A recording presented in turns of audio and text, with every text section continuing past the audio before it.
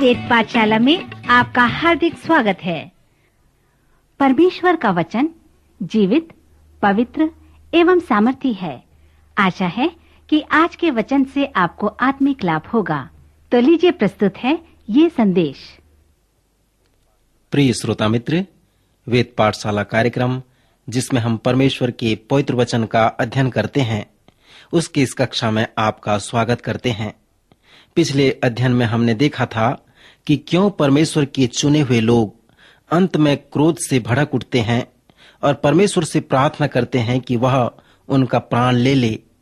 हमने गिनती की पुस्तक में से मूसा के उदाहरण को देखा और पुराने नियम में से ऐसे अनेक उदाहरण हमें देखने को मिलते हैं जो अंत में यही प्रतीक्षा करते हैं कि परमेश्वर उनके प्राण को ले ले।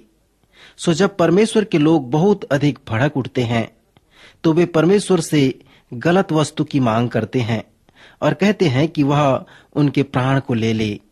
रोमियो की पत्री के 8वें अध्याय में पौलुस प्रेरित गंभीर बातों को बताकर कहता है कि हम नहीं जानते कि प्रार्थना किस रीति से करनी चाहिए, क्योंकि हम परमेश्वर की इच्छा को नहीं जानते।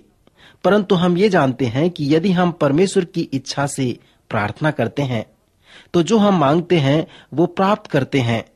परंतु समस्या यह है कि परमेश्वर की इच्छा को जानने के लिए हमारे पास कोई सुराग नहीं है, इसलिए हमें ऐसे ही प्रार्थना नहीं करनी चाहिए। रोमियो की पत्री उसका 8वां अध्याय 26 से 28 पद में पौलुस कहता है, क्योंकि हम नहीं जानते कि प्रार्थना किस रीति से करना चाहिए, पर जब हम गलत चीज की मांग करते हैं तो पवित्र आत्मा जो हम में है वह परमेश्वर की इच्छा को जानता है। वही आत्मा आप ही ऐसी आहें भर भर कर जो बयान से बाहर है हमारे लिए विनती करता है। तब परमेश्वर की इच्छा जो हमारे लिए है उसके अनुसार वह हमें प्रदान करता है। दूसरे शब्दों में, यदि आप गलत वस्तु की मांग करते हैं और यदि आपका हृदय साफ है तब परमेश्वर आपके न जानते हुए भी सही वस्तु आपको प्रदान करता है। सो मित्र, यहाँ पर जो अनुभूति है कि यदि आपका हृदय साफ है, न्याय संगत है, तो आप उस कार्य को अवश्य कर सकते हैं। यद्यपि आप परमेश्वर से कहें कि प्रभु मैं बहुत उदास हूँ, मेरे जीवन को ले ले, तो परमेश्वर आपके जीवन को नहीं लेगा, परंतु जो आपकी आवश्यकता है उसे वह आपको देगा। मूसा के उदाहरण में परमेश्वर ने उसे 70 पुरुष दिए जो उसके साथ उसकी सहायता करें। परमेश्वर ने उससे कहा, मूसा तू सोचता है कि यह कार्य तू अकेला करेगा? नहीं मूसा, यह कार्य तो एक दल का कार्य है, इसलिए अच्छा होता कि तू एक दल का चयन कर और 70 लोगों को लेकर तंबू के पास इकट्ठा कर कि वे तेरे साथ यहाँ खड़े हों। तब मैं उतरकर तुझसे वहां बातें करूंगा और जो आत्मा तुझ में है उसमें से कुछ लेकर उनमें समवाऊंगा और वे इन लोगों का भार तेरे संग उठाए रहेंगे और तुझे उसको अकेले उठाना न पड़ेगा। मित्र, इसका अर्थ यह नहीं कि परमेश्वर ने मूसा को जिसे अगुवा बनाया था उससे यह छीन लिया, परंतु उसने उस अधिकार को उस अगुवे के कार्य को बांट दिया। सो परमेश्वर की इस आज्ञा के अनुसार मूसा ने किया और वह जान पाया कि यह परमेश्वर की इच्छा है। जब एलिया ने परमेश्वर से प्रार्थना की और अपनी मृत्यु मांगी तब उसने कहा, हे यहोवा, बस है, अब मेरे प्राण को ले ले। परमेश्वर ने उससे कहा, एलिया तू अपनी देह को जो मेरा मंदिर है उसे क्यों नाश करना चाहता है? फिर जब वह एक झाऊ के पेड़ तले लेटकर सो गया तब परमेश्वर उसे गहरी नींद दे दिया और देखो एक दूत ने उसे छूकर कहा, उठकर खा। सो वहां पर अलौकिक रूप से भोजन रखा हुआ था। तब उसने उसे खाया और फिर सो गया। जब दूसरी बार यहोवा का दूत आया और उसे छूकर कहा, उठकर खा, क्योंकि तुझे बहुत भारी यात्रा करनी है। तब उसने उठकर खाया पिया और उसी भोजन से बल प्राप्त करके 40 दिन और रात चलते चलते परमेश्वर के पर्वत होरेब में पहुंच गया। श्रोता, यदि आप पहला राजा के 18वें अध्याय को पढ़ें तो आप देखने पाएंगे कि जब एलिया ने बाल के नबियों पर यह चुनौती रखा तब वह बहुत थका हुआ था। उसने परमेश्वर से प्रार्थना की और उससे अपनी मृत्यु मांगी। उसने कहा, हे यहोवा, बस है, मेरा प्राण ले ले। परंतु यहोवा ने उससे कहा, तुझे मरने की आवश्यकता नहीं है एलिय्याह, तुझे कुछ भोजन करने की आवश्यकता है और कुछ आराम करने की आवश्यकता है। सो परमेश्वर ने एलिय्याह को नहीं मारा, परंतु उसकी आवश्यकता की पूर्ति की। ऐसे ही अय्यूब, योना और दाऊद के साथ भी हुआ। मित्र, इन लोगों के इस घटना से मैंने एक बात को देखा कि जब ये लोग भड़क उठे और परमेश्वर से ये प्रार्थना करने लगे कि वे जीवित रहना नहीं पर मरना चाहते हैं, तब उसी समय परमेश्वर ने उनकी सहायता की और उनके जीवन को बदल दिया। सो बड़े ही व्यावहारिक रूप से परमेश्वर ने उन्हें मृत्यु से वापस लौटाया और उनकी अगुवाई प्रदान की। पवित्र शास्त्र में एक बहुत अच्छा पद है जिसे हम भजन संहिता के 23 अध्याय के 3 पद में प्राप्त कर सकते हैं, जहां पर दाऊद इस प्रकार से कहता है कि वह मेरे जी में जी ले आता है, धर्म के मार्गों में वह अपने नाम के निमित्त मेरी अगुवाई करता है। अर्थात दाऊद कहता है कि जब मैं भड़क उठा तो मैंने अपनी देह का तिरस्कार किया, मैंने अपनी आत्मा का तिरस्कार किया, परंतु परमेश्वर मुझे बचाना चाहा और उसने मेरे जी में जी ले आया। गिनती के 11वें अध्याय में मूसा ने परमेश्वर के पास क्रोध से भड़क कर आया, पर परमेश्वर ने उससे कहा, मूसा, तेरे जी में जी लाने की आवश्यकता है और मैं तुझे एक धार्मिकता का मार्ग दिखाने वाला हूँ जिसमें से होकर तुझे चलना है, और वह धार्मिकता का मार्ग तुझे तेरे जी में जी ले आएगा।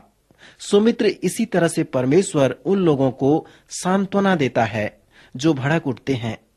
परमेश्वर ने मूसा से कहा, 70 पुरुष को मेरे पास इकट्ठा कर, वे लोग तेरी सहायता करेंगे और तेरा भार उठाएंगे। सो बड़ा ही व्यावहारिक बात परमेश्वर ने मूसा को बताया। मित्र, जब मैं इस महान पुरुष मूसा के विषय में और उसके पाप के विषय में सोचता हूँ कि कैसे वह क्रोध से भड़क उठा, उस बात को देखता हूँ तो मैं अपने आप में एक बड़ी सांत्वना को पाता हूँ। मैं आपके विषय में तो नहीं कह सकता, परंतु पवित्र शास्त्र में उनका नम्रता बताता है, जिससे मुझे बड़ी सांत्वना मिलती है। यह मेरे हृदय में गरिमा लाता है, क्योंकि जब मैं उनके नम्र जीवन को देखता हूँ तब मैं अपने आप को अनर्थ पाता हूँ। अनेक लोग यह सोचते हैं कि जब आप मसीही बनते हैं तो आप में मानवीय स्वभाव नहीं रह जाता, और यह सत्य भी है मित्र, क्योंकि परमेश्वर की आत्मा आप में रहता है और आप उस आत्मा के द्वारा नियंत्रित रहते हैं। इसलिए आप उन महान कार्यों को परमेश्वर की अगुवाई से कर सकते हैं। अब मैं आपका ध्यान गिनती के 22वें अध्याय की ओर लगाना चाहता हूँ, जहाँ पर बिलाम और उसके गधी के विषय में बताया गया है। यहाँ पर इस विषय में परमेश्वर कुछ करना चाहता था, परंतु उसने कोई भी ऐसे व्यक्ति को नहीं पाया जो उसे देख सके और वह जो चाहता है उसे वह कर सके। परमेश्वर के पास एक संदेश था जिसे वह दूसरों तक पहुंचाना चाहता था, परंतु उसने कोई भी ऐसा व्यक्ति नहीं पाया जो उसके लिए उस कार्य को करे। सो परमेश्वर ने एक छोटे गधी के द्वारा उस कार्य को किया और उससे वह बिलाम से बातें किया। मित्र, जब मैं पवित्र शास्त्र का अध्ययन करने के लिए ऐसे ही वेद पाठशाला गया हुआ था, तब मैं लोगों से बहुत प्रश्न पूछा करता था और मैं परमेश्वर के प्रेरणादायक वचन पर संदेह भी किया करता था। मेरे पास जो सबसे बड़ी प्रश्न थी वो गिनती के 22वें अध्याय से थी। मैंने अपने कॉलेज के व्याख्याता से पूछा, क्या मैं विश्वास कर सकता हूँ कि परमेश्वर गधी के द्वारा बातें करके लोगों का उद्धार कर सकता है?